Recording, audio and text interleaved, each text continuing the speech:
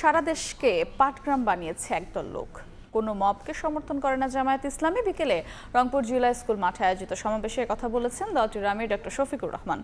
এই মুহূর্তে দেশে সুষ্ঠু নির্বাচনের পরিবেশ নেই দাবি করে তিনি বলেন, ভোটের আগে কিছু মৌলিক সংস্কার করতেই হবে। কেন্দ্র দখল ও কালো টাকার ব্যবহার করে আওয়ামী স্টাইলে নির্বাচনের স্বপ্ন দেখলে তা দুঃস্বপ্নে পরিণত হবে বলেও হুঁশিয়ারি দেন জামায়াতের আমির। ১৭ বছর পর রংপুরে বাংলাদেশ জামায়াতে ইসলামীর জনসভা, তাই উচ্ছ্বসিত নেতাকর্মীরা। নির্ধারিত সময়ের কয়েক ঘন্টা আগ থেকেই রংপুর জেলা স্কুল মাঠ লোকে লোকারণ্য। বিভিন্ন জেলা উপজেলা থেকে আসা জনস্রোতে জনসভা রূপ নেয় জনসমুদ্রে। জনসভার শুরুতে আগামী জাতীয় সংসদ নির্বাচনে রংপুর বিভাগের ৩৩টি আসনে দলটির প্রাথমিক মনোনীত প্রার্থীদের পরিচয় করিয়ে দেওয়া হয়। মঞ্চে ছিলেন জুলাই শহীদ আবু সাঈদের পরিবারের সদস্যরা। মুহুর্মুহু স্লোগানে স্বাগত জানানো হয় সদ্য কারামুক্ত জামায়াত নেতা এটিএম আজহারুল ইসলামকে। বিচারের নামে জামায়াতের নেতাদের হত্যা করা হয়েছে অভিযোগ করে হত্যাকাণ্ডের শিকার পরিবারকে ক্ষতিপূরণ দেওয়ার দাবি জানান তিনি। যারা এই বিচারের সম্মুখীন হয়ে হত্যার সম্মুখীন হয়েছেন তাদের ক্ষতিপূরণ দান করতে হবে।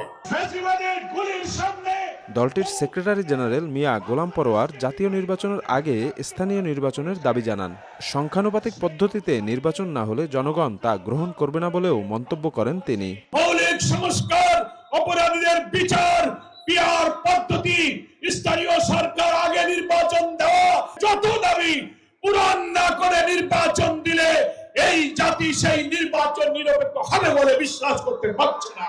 এই মুহূর্তে দেশে সুষ্ঠু নির্বাচনের পরিবেশ নেই দাবি করে যে কোনো মূল্যে ভোটের আগে কিছু মৌলিক সংস্কারে জোর দেন জামায়াতের আমির। কোনো প্রশাসনিক কূপ করতে দেওয়া হবে না, ভোট কেন্দ্রে কোনো হস্তান্তর চলবে না, কালো টাকার কোনো খেলা সহ্য করা হবে না। লালমনিরহাটে থানায় হামলা ও পুলিশের কাছ থেকে দুজনকে ছিনিয়ে নেওয়ার প্রসঙ্গ টেনে ডাক্তার শফিকুর রহমান অভিযোগ করেন, সারা দেশকে পাটগ্রাম বানিয়ে রেখেছে একদল লোক। পাটগ্রামে কি হচ্ছে কি হয়েছে আপনারা দেখতে পাচ্ছেন। আর শুধু পাটগ্রাম নয়, সারা বাংলাদেশকে এখন পাটগ্রাম বানিয়ে ফেলছে একদল লোক।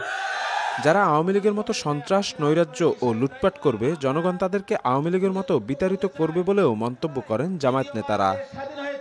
শফিক মুন্সি, সময় সংবাদ, রংপুর।